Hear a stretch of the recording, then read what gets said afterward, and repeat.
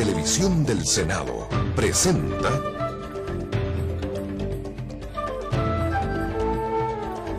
Pensando Chile.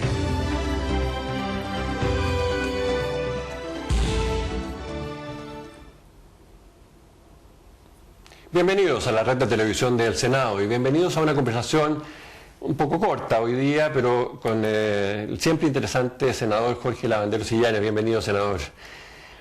Usted saludarte. Gracias. Usted nos ha traído una obra interesantísima que es un video que me gustaría que usted lo presentase, porque usted aparece no solamente entrevistado, sino que ha sido uno de los grandes promotores de este video. Bueno, yo creo que el cobre siempre ha sido la principal riqueza de este país. Por eso en el pasado se denominó el sueldo de Chile la viga maestra. Y especialmente el país vivía de los excedentes del cobre. El 25% del presupuesto se financiaba con los excedentes del cobre. Hoy día ya el cobre parece que no es nuestro. Y es por eso que hemos editado un libro, La Quimera del Cobre. Próximamente vamos a sacar El Cobre No es de Chile. Y hemos querido entregar este video que es de extraordinario interés. El cobre no, coma, es de Chile. Es de Chile. O sea, un juego de palabras. Si le suprimen la coma, que el cobre no es de Chile. Correcto. Entonces hemos querido entregar este video para que todos los chilenos en lo posible conozcan la principal riqueza de este país, con la cual podríamos resolver los problemas de los estudiantes, hijos de gente modesta, que sean inteligentes, las jubilaciones, los problemas de la pobreza, los problemas completos de el desarrollo de toda la región en forma armónica. Hay una riqueza incalculable acá y estas empresas no pagan lo que paga un jubilado. Los jubilados pagan al menos el 18% del IVA. Estas grandes empresas del cobre no pagan ni siquiera lo que paga un jubilado, por la principal riqueza que hoy día está en sus manos. El 65% del cobre ya prácticamente no es de Chile, sino que es de las multinacionales del cobre. Queremos que los auditores del canal del Senado reflexionen sobre este gran tema. Mírenlo con atención, porque aquí está la clave de los grandes problemas de Chile. Aprovechemos esta invitación del senador Jorge Lavanderos Illanes para poder visualizar lo que hay en este trabajo de 24 minutos, una condensación realmente muy bien hecha por Antú Producciones a través de la red de televisión del Senado.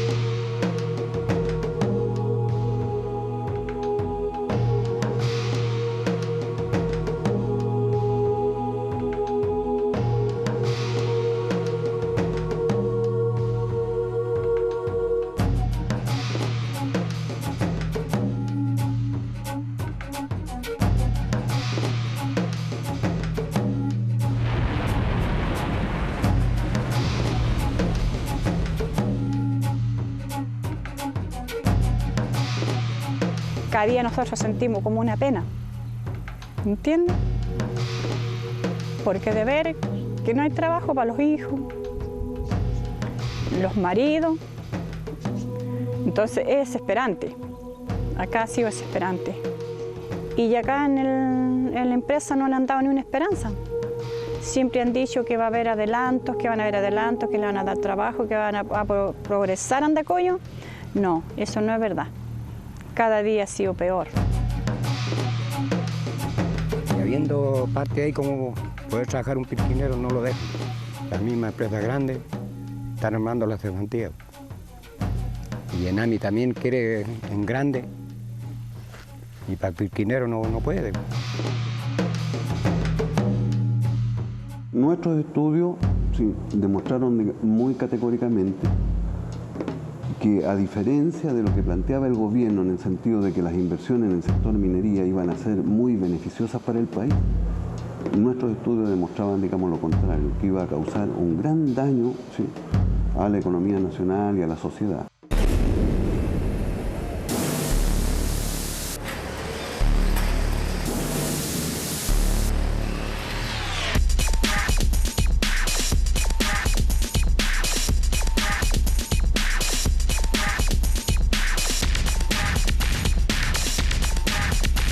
El caso chileno es puesto de ejemplo en todo el mundo como el más brillante éxito del modelo neoliberal en un país emergente.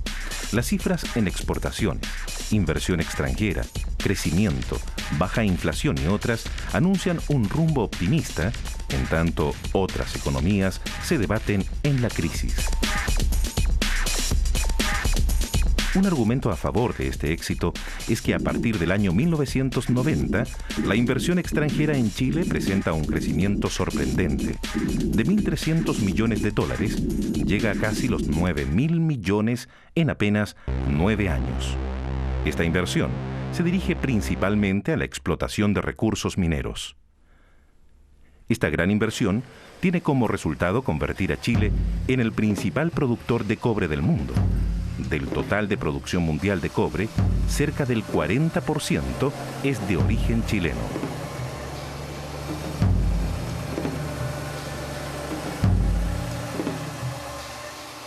A pesar del exitismo pregonado a los cuatro vientos, en 1998 comenzó en Chile una severa contracción económica. La explicación de las autoridades fue naturalmente responsabilizar de ello a la crisis asiática. Sin embargo, analistas no comprometidos con el modelo señalan que esta crisis en Chile tiene su origen en la forma como las transnacionales están explotando la principal riqueza del país, lo que ha llevado, entre otros efectos, a una baja considerable del precio del cobre debido a una sobreproducción mundial, generada, sorprendentemente, desde Chile mismo por las transnacionales.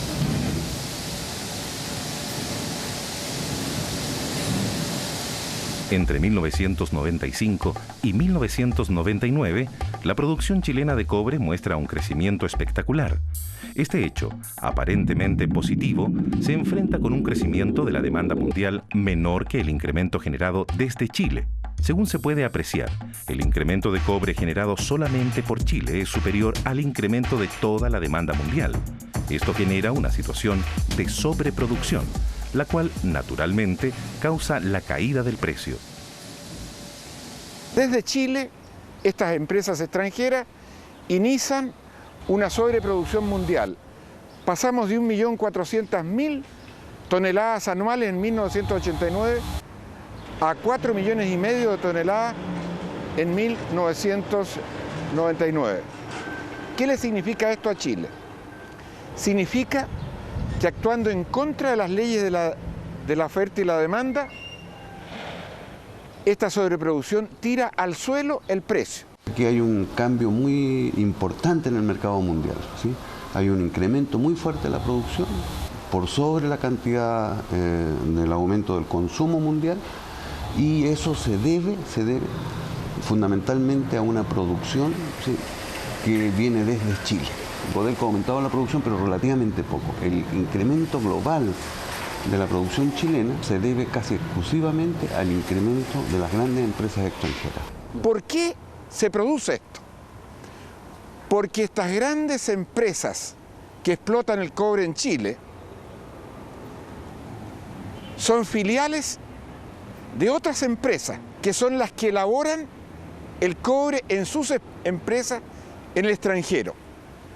Y mientras más barato esté el cobre en Chile, más barato el insumo en materias primas que tienen estas empresas para sus filiales que lo elaboran en el extranjero, automóviles, electricidad, etc. Funcionarios de gobierno y empresarios privados han señalado como causa para la baja del precio del cobre la crisis asiática. Sin embargo, las cifras desmienten tales afirmaciones.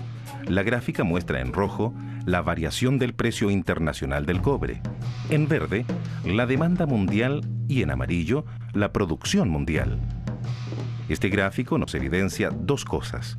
La caída del precio se produce a partir de 1995, en tanto que la crisis asiática comenzó a fines de 1997. En segundo lugar, Históricamente hubo caídas cíclicas del precio como resultado de bajas en la demanda.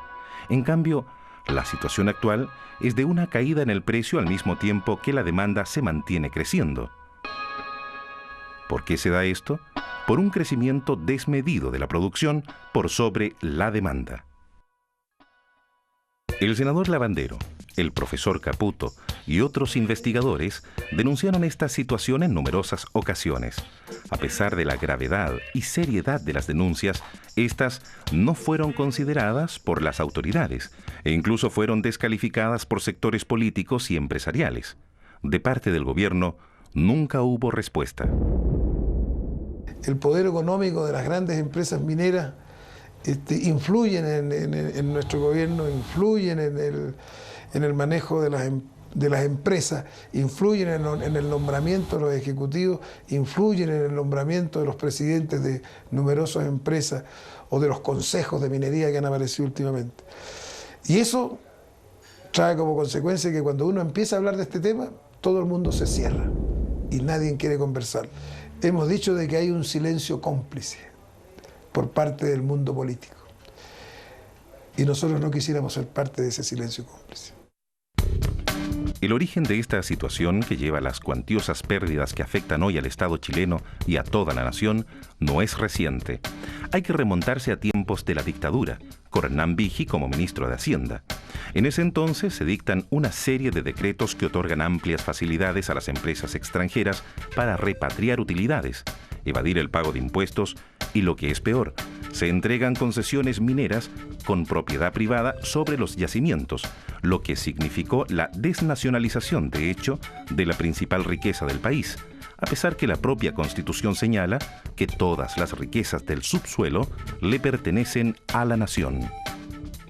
Chile se convierte en un santuario para la inversión extranjera. Hay una enorme afluencia de capitales extranjeros, lo que con el correr de los años vendría a tener las negativas consecuencias que hoy sufre el país. Cuando la globalización significa una libertad para que las empresas extranjeras inviertan en el resto de los países, orientan sus inversiones hacia las materias primas o energéticos, de tal manera de abastecerse, digamos, y la competencia lleva a los incrementos de producción. En la ciencia económica hay modelos, ¿sí?, que se han denominado como modelos de crecimiento empobrecedor, ¿sí? Y eso es lo que está sucediendo, digamos, en Chile, en que crece la producción de cobre mucho, pero la baja que se ha provocado del precio por ese crecimiento de la producción es proporcionalmente tan fuerte que hace que los ingresos globales del país disminuyan.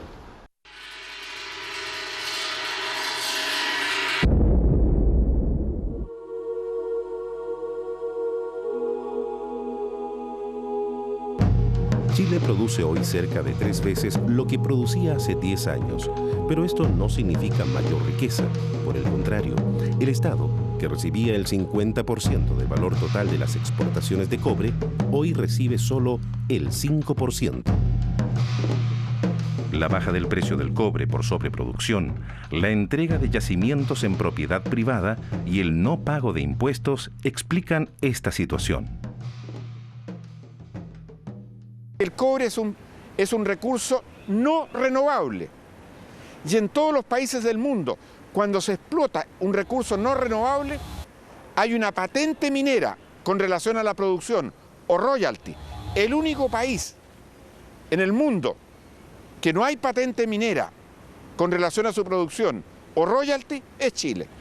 Por eso, aún en medio de la crisis, llegaron grandes capitales extranjeros a invertir en cobre, porque es llegar y llevar. La gran mayoría de estas empresas han hecho uso y abuso de una estructura jurídica denominada sociedad contractual, sociedad que fue generada para dinamizar a la pequeña y mediana empresa nacional y al pirquinero para transformarlo en pequeño empresario. Entonces eso da facultades para que sea el empresario el que declare la utilidad. Y Puestos Internos no asuma el control, la fiscalización de la empresa. La disputada Las Condes, que es filial de la Exxon, La Exxon tiene esta filial en Chile que durante 20 años, la diputada Las Condes, aparece a pérdida. ¿Alguien cree que la empresa más grande del mundo, la Exxon, tiene una filial en Chile trabajando a pérdida durante 20 años consecutivos? ¿Y cómo se realiza esta argucia? La Exxon crea una filial en las Bermudas y esa filial le presta la plata a la diputada Las Condes, con intereses que son el doble de la tasa internacional.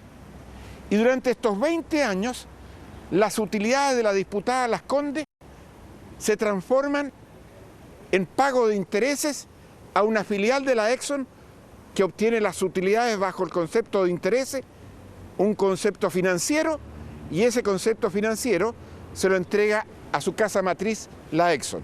Este fenómeno de que las empresas particulares tributen menos era para fomentar el ingreso de capital, pero hoy en día es ya al revés.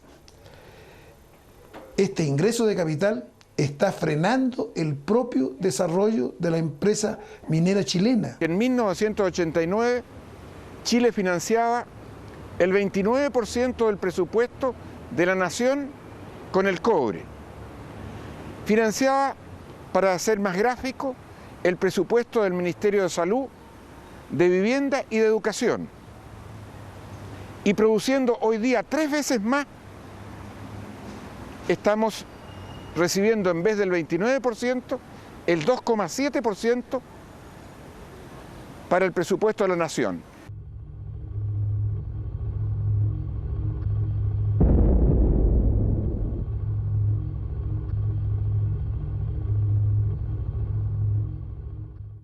Las empresas lo primero que hacen es disminuir los costos salariales, disminuir la plantilla, hacer innovaciones tecnológicas que desplazan trabajadores. En Chile además existe desde la legislación, desde la dictadura, hubo un cambio en la legislación laboral que permitió que se flexibilizara, entre comillas, todas las reglamentaciones y todas las formas de contratación de los trabajadores en Chile. Esta palabra que aparece, flexibilización, como en términos algo ser muy positivo, se ha transformado en una situación, en una palabra casi perversa, porque es lo peor que le puede pasar a un trabajador. Jamás a la inversión extranjera se le ha pedido que hagan estudios sobre el ambiente y la salud del trabajador. Nosotros estamos heredando una población enferma. Trabajadores que tienen que operar en altura, que viven a nivel de mar y que le está significando un desgaste prematuro demasiado grande en su condición física. Hay daños psíquicos. El trabajador en la altura se olvida qué es lo que está haciendo en determinado momento. Y eso es muy peligroso. Enseguida, hay daños coronarios muy graves. Hay daños pulmonares. Te digo que el año 1998 se murieron 16 trabajadores por edemas pulmonares. O sea, murieron reventados en altura. Entonces, la falta de respeto por la dignidad, por la salud, se debe a que también tenemos nosotros gobiernos complacientes, legislación complaciente. A raíz de la implantación de este tema del libre mercado, la pelea que se provoca cuando se licitan los proyectos es tremendamente grande, es tremendamente sucia. Y el reclamo que le hemos hecho a Codelco y a las grandes multinacionales cuando entregan estos proyectos, ya sea montar una mina o ampliar una mina, nos vemos con que el criterio que ahí se sigue aplicando es entregarle dicho proyecto a quien más barato cobre, no a quien cumpla con las mínimas exigencias para desarrollar un trabajo. La constructora recupera ese bajo costo, lo recupera por medio del maltrato al trabajador, malos sueldos, malas condiciones de trabajo, malas condiciones sociales también. Es decir, a mí me parece que se sigue violentando y se sigue abusando de la condición del trabajador. Con la inversión extranjera en la minería, todo aumentaba excepto la ocupación, que disminuyó en un 25%. Con la sobreproducción y el crecimiento empobrecedor, la situación es mucho más grave aún. La ocupación en la pequeña minería ha disminuido en más de un 60%. Los pueblos mineros que viven precisamente sobre la principal riqueza básica del país han sido devastados. Además de la cesantía, los bajos salarios, la inestabilidad en el empleo, las duras condiciones de trabajo y la pérdida de beneficios sociales, la forma como operan hoy las grandes empresas bajo el sistema de contratistas tiene un efecto más grave aún: la adecuación de la conciencia de los trabajadores al modelo neoliberal. El sindicalismo de antes era más solidario, los trabajadores más unidos, no como ahora, están todos dispersados, cada uno por su cuenta. Lo otro que se ha perdido también, la solidaridad del trabajador, la conciencia como clase, que ahora más se piensa con el estómago que con la cabeza, esa es la verdad del trabajador. Con mucha pena vemos como otras organizaciones sindicales del sector de la minería se han adosado a las políticas de gobierno, se han adosado a las políticas del modelo y por lo tanto han entrado en alianzas estratégicas que lo único que sirve es justamente para domesticar a los trabajadores y no hacerle asumir su responsabilidad que tienen ante el país para preservar el cobre como industria nacional.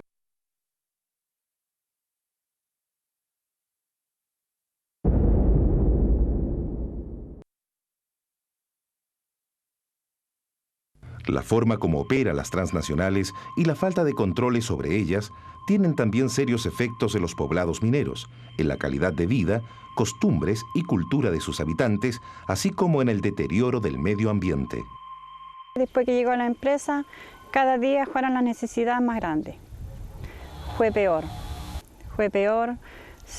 no hubo trabajo para la gente de acá. No les dieron trabajo a la gente de acá porque ellos traían sus personas, su gente, entonces la gente de acá quedó cesante. Han tenido que irse de acá, abandonar su pueblo, su iglesia, la Virgen, que es lo único que nosotros, cualquier cosa en un eluvión, los recomendamos a ella para que no los pase nada, para que los salve, los libre de todo peligro. A lo contrario, han tenido que dejar. Y en Andacollo se ha producido algo que es muy grave porque se está terminando con la familia, degregando, porque el hombre se tiene que ir a trabajar a La Serena, a Coquimbo, al norte, y viene cada 15 días y llega a la casa por unos pocos días, entonces ya los hijos ya no le tienen el cariño, el respeto que le tenían antes. La competencia que tenemos nosotros por el agua es con las empresas mineras, con las transnacionales que están pidiendo explorar aguas y aflorar aguas subterráneas, lo que en consecuencia lleva a secar los pozos, lleva a secar las vegas y bofedales y llega a disminuir las aguas que son para uso de la agricultura. Y las mineras extranjeras, por supuesto, se llevan el agua que en este momento estamos ocupando de la agricultura. Muere la agricultura, mueren los valles de la cuenca hidrográfica del río Loa y prácticamente estaríamos después con recuerdos románticos de que teníamos agricultura y que no fuimos capaces de defenderla. Nosotros tenemos aquí a 200, 300 metros más o menos una pila de lixiviación que tiene más de 1 kilómetro de largo por más o menos unos 800, 900 metros de ancho. Una pila de roca que contiene cobre y que está siendo permanentemente irrigada con una solución de ácido sulfúrico con agua. Y cuando el viento viene desde las pilas hacia la población, que es la mayor parte del tiempo, entonces esas pequeñas gotas son arrastradas hacia acá, son respiradas por la gente, impregnan el entorno. Nosotros acá tenemos los árboles que se están muriendo con la contaminación por el ácido sulfúrico. Mira, aquí tiene una fruta, ¿ves? Es un membrillo. En esas condiciones quedan.